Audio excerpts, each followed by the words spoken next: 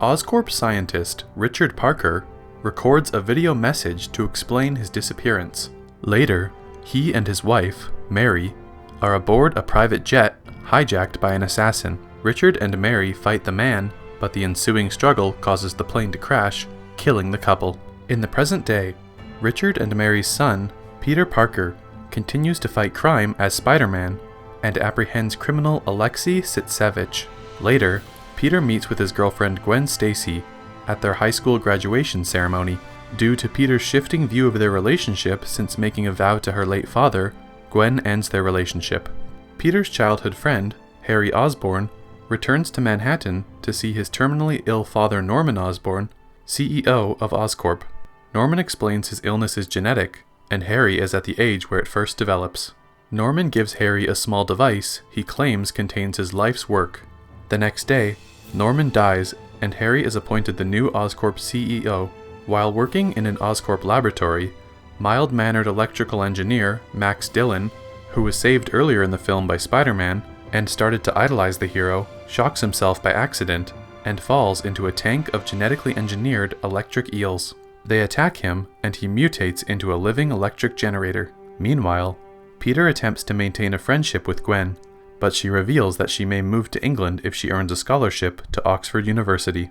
Before they can discuss it, Dillon wanders into Times Square, accidentally causing a blackout, and is stopped by Peter, as Spider-Man, after a battle.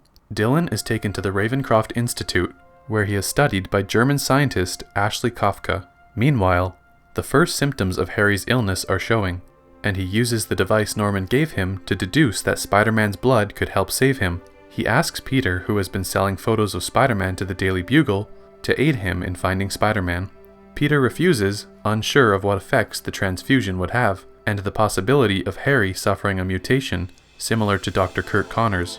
Although he later comes to talk to Harry as Spider-Man, he still refuses, much to Harry's frustration. Oscorp Vice President Donald Mencken frames Harry for covering up Dillon's accident, removes him as CEO, and takes control of Oscorp. Harry's assistant, Felicia Hardy, informs him of equipment that could help him, so he proposes a deal with Dillon, who now calls himself Electro, to get him back inside the Oscorp building. Dillon agrees to help Harry and kills Dr. Kafka. There, Harry finds a suit of armor and other equipment made by Norman, as well as venom from the now destroyed genetically altered spiders. After he forces Mencken to inject him with the venom, it accelerates his illness and transforms him into the Green Goblin. But the suit's built-in emergency protocol restores his health. Peter uses information left by his father to locate the video message in an abandoned subway station's hidden lab. Richard explains that he had to leave because he refused to cooperate with Norman's plans to make biogenetic weapons. Peter then hears a voicemail from Gwen, telling him that she was offered the Oxford scholarship and is heading to the airport earlier than expected. He catches her and professes his love for her, and they agree to go to England together. Electro causes another blackout, and Peter heads off to battle him.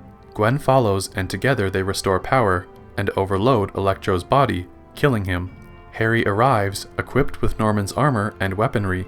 Upon seeing Gwen, he deduces Spider-Man's secret identity, and, swearing revenge for being refused the blood transfusion, kidnaps and takes her to the top of a clock tower. Peter manages to subdue Harry, but Gwen falls down the tower. In trying to save her, Peter catches her with a web, and the resulting whiplash from the sudden stop breaks her neck, killing her. Grief-stricken, Peter ends his career as Spider-Man. 5 months later, Harry is coping with the after effects of his transformation while incarcerated at Ravencroft. His associate, Gustav Fiers, visits Harry, and the pair discuss forming their own team. Harry orders Fiers to start with Sitsevich.